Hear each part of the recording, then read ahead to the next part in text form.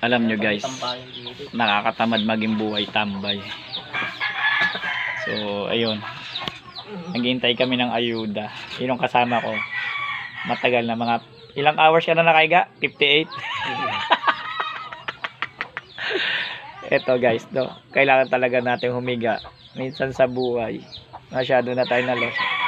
Guys, dito pa rin to sa Barangay Batas daw. Meron silang pahingahan. Yung ngayon pahingahan na inano ko. Ayun si Rowell. Tuwid na tuwid na. So sa layo ng biniyahin namin from morning till afternoon. So nandito pa po kami. So yun. Dadaan ba tayo sa ma'am yun? Baka buti tayo ulan, ikaw. Uulan ba yan? Oo, ay tingnan mo. Ayan, so bahala na si Batman kung saan kami aabutin. Anyway,